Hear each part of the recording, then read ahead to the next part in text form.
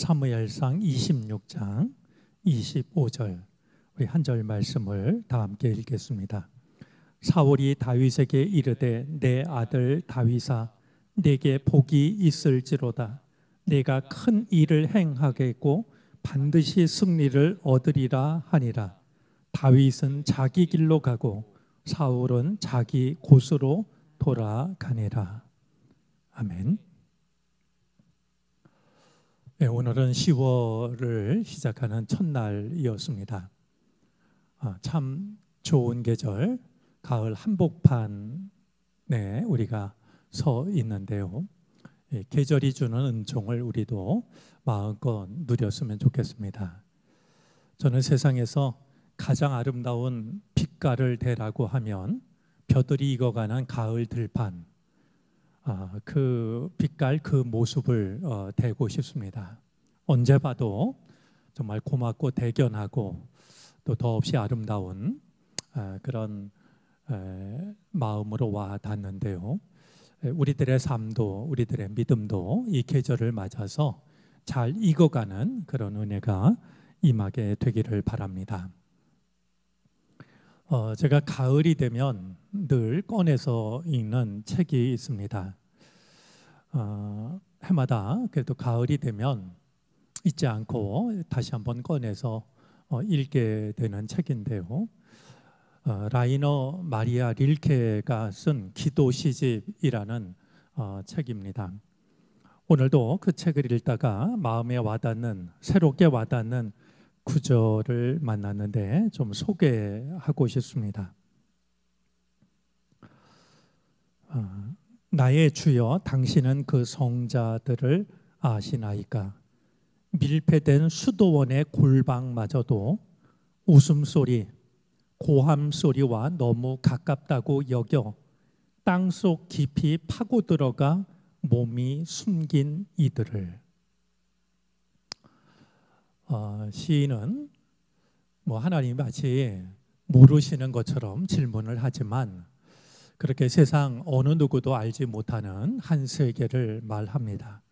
밀폐된 수도원의 골방마저도 웃음소리, 고함소리와 너무 가깝다고 여겨 땅속 깊이 파고 들어가 몸을 숨긴 이들, 이렇게 말하는데요. 제가 오늘 금요 기도에 나오면서 이 구절을 소개하고 싶었던 것은 우리 금요 기도의 이 시간이 우리 마음의 골방 하나를 마련하는, 그냥 세상을 살면서 너무 이렇게 거칠어졌고 허물어진 우리의 그 삶을 두고서 우리가 마음의 골방 하나를 마련하는 시간이 되었으면 하는 그런 마음을 늘 갖고 있기 때문입니다. 우리 금요 기도회에 우리가 갖는 의미들이 있지만 무엇보다도 마음의 골방 하나를 간직하는 그런 시간이 되어졌으면 참 좋겠다 하는 생각을 갖습니다. 한 교우가 소개를 해줘서 서울 공예박물관을 다녀온 적이 있습니다. 한번 꼭 소개하고 싶은 곳인데요. 저희 정릉에서 버스 한 번만 타면 손쉽게 갈 수 있는 그곳에 정말로 좋은 그런 박물관이 자리를 잡고 있었습니다. 얘기를 들었더니 옛 풍문여고 자리를 서울시에서 매입을 해서 그곳을 박물관으로 만들었다라고 하던데요. 제한된 시간 때문에 저희가 둘러보았던 곳은 자수 작품을 전시한 곳과 보자기를 전시한 곳이었습니다. 두 곳 다 어떤 면에서 보면 그 무명의 사람들이 이걸 작품이라고 내세우지 않고 생활 속에서 식구들 옷을 해 입히면서 특별히 엄마가 자식들이 건강하게 잘 자라기를 바라는 마음으로 한 땀 한 땀 자수를 놓은 그런 것들이 대부분이었고요. 또 상 보자기를 비롯해서 다양한 용도로 쓰였던 책보로도 쓰이고 말이죠. 이런 용도로 쓰였던 그런 보자기들을 전시하고 있는 곳이었습니다. 자신의 한평생의 삶을 그런 작품을 모으는데 시간을 보냈던 한 그분이 자기가 모은 5천여 점의 작품을 기증을 해서 가능했던 공간이었는데요. 그렇게 한 사람이 마음을 비우니까 정말 많은 사람들이 큰 즐거움을 누리는구나 하는 것도 느낄 수가 있었고요. 그 작품들은 사실 세계에 내어놓아도, 특별히 아무렇지도 않게 만든 이 조각보들은 정말 현대 미술가들도 흉내내기 힘들 만큼 뛰어난 예술성을 가지고 있다라고 여겨지는데, 우리 옛 어른들은 그런 작품을 만들어 놓고도 아무렇지도 않게 상보로 쓰고 말이죠, 책보로 쓰고, 그런 점이 더욱더 놀라웠습니다. 그런데 제게 마음에 와 닿았던 것은요, 함께 그 자수 그리고 보자기를 둘러본 한 분이 차를 마시면서 했던 이야기였습니다. 그분이 이런 얘기를 했습니다. 오늘 작품을 둘러보니까 한 땀 한 땀 정성이 얼마나 대단한지 모르겠다고, 그러면서 이야기하기를 우리들의 기도도 그러면 얼마나 좋을까요? 라는 그런 이야기였습니다. 한 땀 한 땀 온 정성과 그리고 누군가를 향한 간구를 담아서 자수를 놓고 보자기를 만들었던 것처럼 하나님 앞에 드리는 우리들의 기도도 이렇게 한 땀 한 땀, 한 단어 한 단어 정성을 담았으면 얼마나 좋을까 하는 그런 바람이었습니다. 금요일 이 밤이 우리 마음의 골방을 회복하는 그런 시간이 되되, 그 골방에 들어서는 우리가 자수를 놓고 혹은 보자기를 만들었던 옛 여인들처럼 한 땀 한 땀 우리의 마음, 우리의 정성을 하나님께 바치는 그런 시간이 되어질 수 있다면 참 좋겠다. 그런 바람을 욕심처럼 마음에 갖게 됩니다. 그냥 일주일에 한 번 습관처럼 모이는 시간이 아니라 마음의 골방을 회복하는 시간, 그리고 한 땀 한 땀 우리의 마음을 하나님께 정성으로 바치는 그런 복된 시간이 되어지기를 기대합니다. 자, 오늘 우리가 읽은 성경 말씀은 사무엘상 26장 25절 한 절 말씀인데요. 한 절만으로 충분하다라고 여겨졌던 것은 마지막 한 문장 때문입니다. 다윗은 자기 길로 가고 사울은 자기 곳으로 돌아가니라. 우리가 한 절 말씀을 읽었습니다만 오늘 나누려고 하는 말씀은 26장 전체의 내용이 됩니다. 26장 말씀을 읽어보면 다윗이 다시 한번 자기를 죽이려는 사울을 살려주는 이야기가 담겨 있습니다. 오늘 이 말씀을 읽으면 데자뷰라는 말이 떠오릅니다. 프랑스어로 데자라는 말은 이미라는 뜻이고 뷰라는 말은 보다라는 뜻인데요. 그래서 이것을 한문으로 옮기면 기시감이라고 이렇게 말합니다. 처음 겪는 일 같은데 이전에 있었던 어느 일과 겹쳐서 떠오르는 말이죠. 그런 현상을 말하는데 오늘 본문이 그러합니다. 오늘 26장 본문에 기록된 이 일의 배경은 십광야입니다. 그런데 오늘 이 십광야에서 일어나고 있는 이 일은 24장에 담겨져 있는 엔게디 광야에서 있었던 일과 매우 유사합니다. 사울은 다윗을 죽이려고 하고, 그런 사울을 두고서 결정적인 기회를 갖게 된 다윗이 사울을 죽이지 않고 살려내는 바로 그런 장면입니다. 구체적인 상황은 조금 다르다 할지라도 그 내용은 정말 데자뷰라는 말을 연상시킬 만큼 매우 흡사한 것을 확인할 수가 있습니다. 자, 사울이 10광야에 다윗이 있다라는 밀고를 받고서 3,000명의 군사를 이끌고 출동을 합니다. 되어지는 일을 보면 다윗은 도망치기에 급급한 사냥감에 불과하고, 그래서 다시 한번 다윗은 자기 자신을 두고 벼룩 한 마리라고, 사냥감에도 미치지 못한다라고 이렇게 말하고 있고, 그런 다윗을 죽이기 위해서 끊임없이 다윗을 찾고 군사를 동원하는 사울은 무서운 사냥꾼처럼 여겨집니다. 자, 이 다윗을 잡기 위해서 10광야로 출동을 한 사울이 잠을 자는데요. 이 왕이 잠을 자니까 그냥 아무 데서나 잠을 잘 수는 없는 것 아니겠습니까? 군사들이 이제 중심에는 사울이 잠을 자고 군사들이 그 사방에서 잠을 자면서 사울을 경호합니다.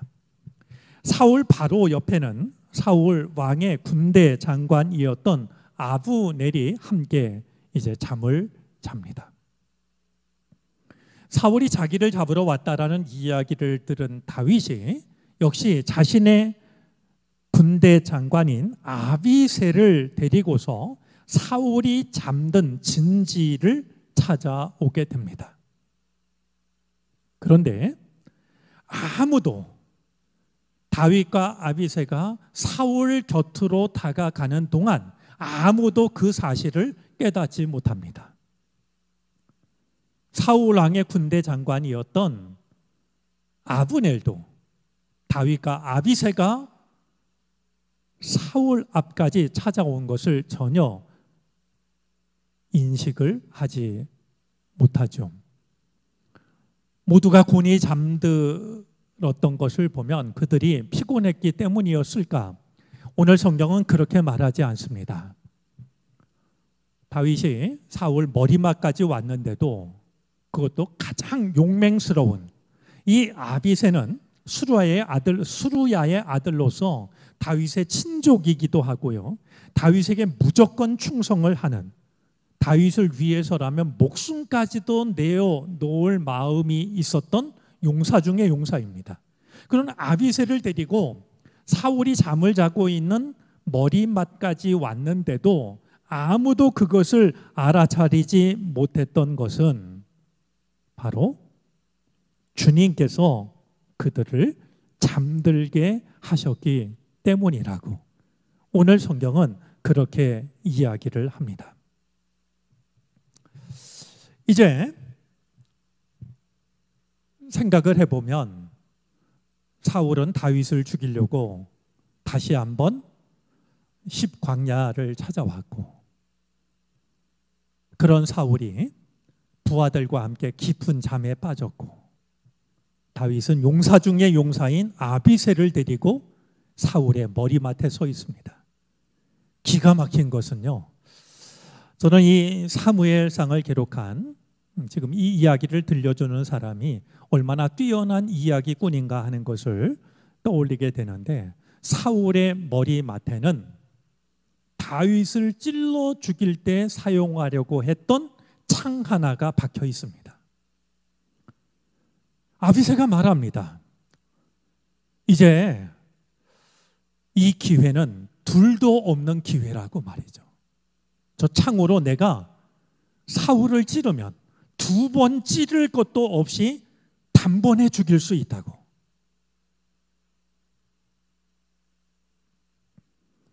아비새는 다윗을 죽이기 위하여 사울이 가지고 왔던 사울 머리맡에 꽂혀 있는 창을 보면서 단번에 사울을 죽일 수 있는 절호의 기회라고 이야기를 합니다. 사실 이 상황은 이전에 있었던 일을 떠올리게 합니다. 사무엘상 18장 11절과 19장 10절에 보면 사울은 다윗을 죽이기 위해서 시종을 들고 있는 다윗을 향하여서 그 창을 두 번이나 던진 적이 있습니다. 한 번은 수금을 타다가 말이죠. 여러분이 악기 연주하다 보면 악기 연주에 정신을 이제 쏟을 수밖에 없을 텐데요. 그런 다윗을 향하여서도 창을 내 던진 적이 있었습니다. 두 번 창을 던지면서 때마다 사울이 다윗을 향하여 말했던 것은 내가 다윗을 벽에 박으리라 라는 말이었습니다. 그런데 그 말을 아비새가 합니다. 내가 창을 들어서 이 사울을 말이죠, 꿰뚫겠다라고 말이죠. 그 말은 사울이 다윗을 향하여서 거듭해서 했던 말이었고, 자신이 한 말이 자신에게 화살이 되어 돌아온 말이죠. 이제 창으로 찔러도 알지도 못한 채 죽임을 당할 수밖에 없는 그런 상황으로 역전되었던 것이죠.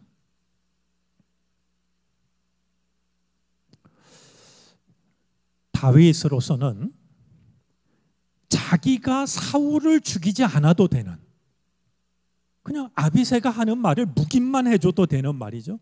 뭐 고개를 끄덕이기만 해도 되는, 그리고 누가 뭐라고 하면 내가 아니라 아비새가 죽였다라고 말하면 되는 그런 상황일 수 있을 겁니다. 그러면 더 이상 사울에게 쫓기지 않아도 될 터이고 편안하게 잠을 잘 수 있을 것이고 이스라엘의 왕으로서 얼마든지 왕의 자리에 오를 수 있는 기가 막힌 기회이기도 했습니다. 하지만 다윗은 데자뷰라는 이야기를 했습니다만 다시 한번 굴 속에서 발을 가리는 사울을 살려주었던 것처럼 사울 머리밭에 있는 창으로 사울을 단번에 찔러 뚫겠다라고 말하고 있는 아비새를 말립니다. 그가 아비새를 말렸던 이유도 마찬가지입니다. 주님께서 기름 부어 세우신 자를 죽이면 안 된다. 주님께서 금하신 일을 하면 안 된다라는 것이었습니다. 결국 다윗과 아비새는 사울을 죽이는 대신에 사울 머리맡에 있던 창과 물병만 가지고서 사울의 진지를 빠져나옵니다. 역시 그 모든 일들이 일어나는 동안 아무도 그것을 깨닫지 못했던 것은 주님께서 그 모두를 깊이 잠들게 하셨기 때문입니다. 잠에서 깨어난 사울은 다윗의 손에 들려있는 창과 물병을 보는 순간 자기가 잠자는 동안 어떤 일이 있었는지를 알게 됩니다. 자, 오늘 이 일을 소개하고 있는 성경 말씀은 이 모든 일을 소개한 뒤에 이런 말을 덧붙입니다. 다윗은 자기의 길로 가고 사울도 자기의 길로 갔다. 오늘 이 말을 생각하면은요, 다윗은 다윗대로 자기의 길을 가고요, 사울은 사울대로 자기의 길을 갑니다. 이 일은 오늘 성경이 기록된 이 일을 통해서만 확인할 수 있는 것이 아닙니다. 지금까지의 삶이 그랬습니다. 다윗은 다윗의 길을 걸었고 사울은 사울의 길을 걸어갔습니다. 다윗을 죽이기로 마음먹은 그 순간부터 사울은 단 한 번도 다윗을 찔러 죽일 창을 손에서 놓지 않았습니다. 그 창을 다윗에게 내가 저놈을 벽에 박으리라 하면서 얼마나 힘차게 창을 던졌겠습니까? 그리고 십광야에 다윗이 있다라는 이야기를 듣고서는 다시 창 하나를 들고 다윗을 죽이기 위해서 다윗을 쫓아왔습니다. 하지만 오늘 말씀을 보면 다윗은 사울을 죽일 수 있는 절호의 기회가 주어졌음에도 불구하고 사울 머리맡에 있는 창으로 사울을 찌르는 대신에 사울 왕을 향하여서 자신이 할 수 있었던 일을 이야기하면서, 그렇지만 하지 않았던 일을 밝히면서 한 소년을 건너오게 함으로써 창을 다시 사울에게 돌려줍니다. 자기를 죽이려던 창.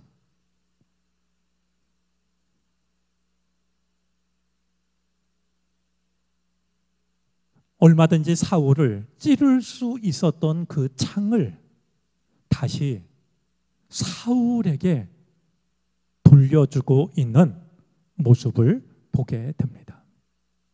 사울은 자기 길을 갑니다.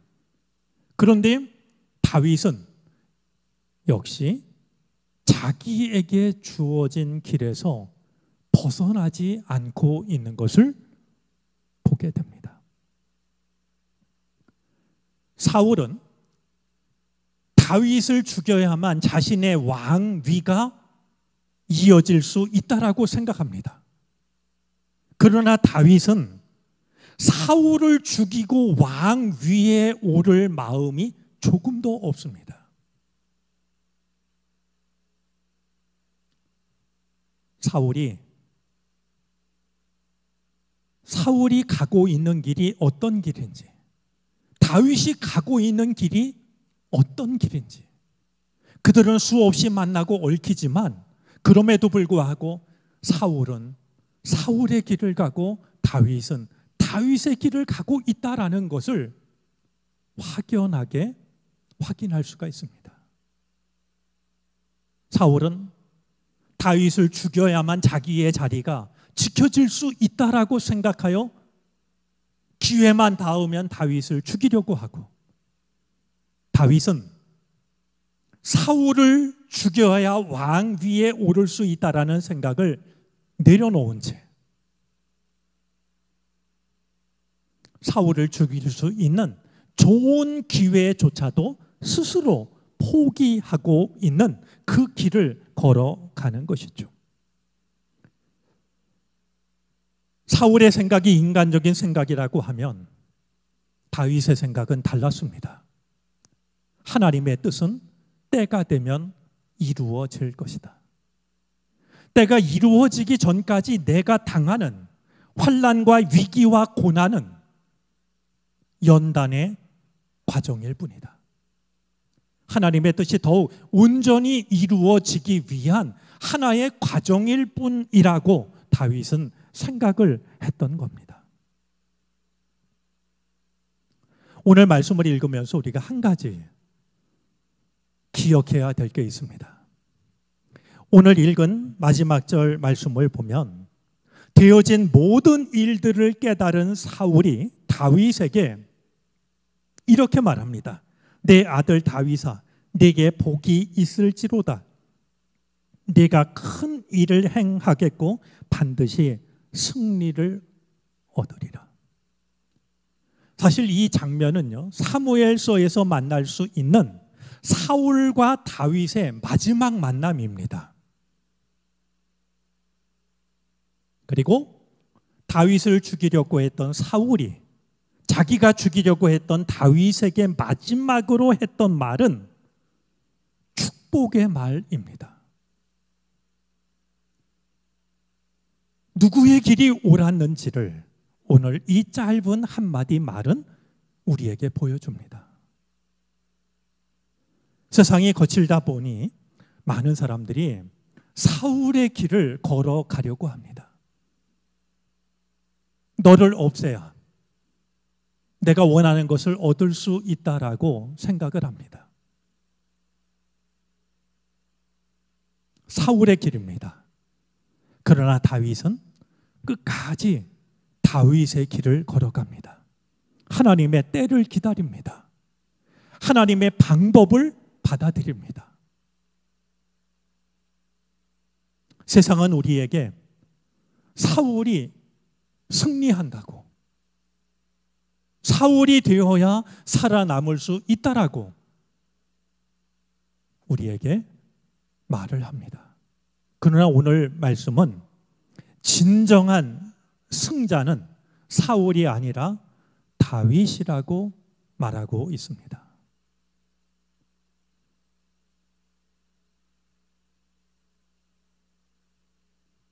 모두가 자기의 길을 걸어갑니다.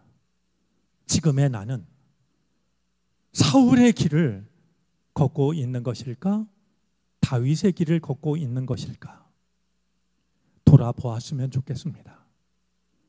세상은 우리에게 사울의 길을 걸어야 살아남을 수 있다라고 그렇게 말하고 가르친다 할지라도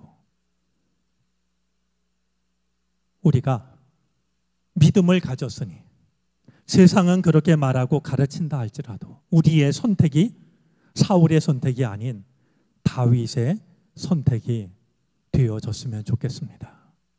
비록 내가 손해를 보는 것 같고 비록 내가 망하는 것 같이 보인다 할지라도 하나님의 뜻이 내 삶을 통해서 이루어진다라고 하는 것을 신뢰하면서 끝까지 믿음의 길을 걸어갈 수 있는 우리가 되어지기를 바랍니다. 다윗이 걸어간 그 길이 이 세상 한복판 우리가 걸어가는 나의 길이, 우리의 길이 되어지기를 바랍니다. 기도하겠습니다.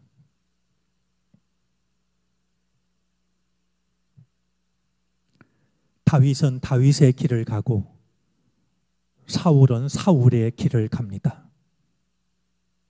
주님, 우리로 하여금 바른 길을 선택하게 해 주시기를 바라고 원합니다. 세상은 우리에게 사울의 길을 택하라고 그래야 망하지 않는다고 끊임없이 말하지만 하나님이 정하신 때를 바라보며 하나님의 방법을 끝까지 신뢰하는 다윗의 길을 걷게 해 주시기를 바라고 원합니다. 그럴 수 있도록 우리에게 온전한 믿음을 허락해 주옵소서. 이 밤 주님께 드리는 찬양과 기도 속에 우리의 온 마음이 담기게 하여 주시옵시고 기도의 골방에 들어 한 땀 한 땀 우리의 정성을 주님께 아뢰는 복된 밤이 되게 하시옵소서. 예수 그리스도의 이름으로 기도를 드립니다. 아멘.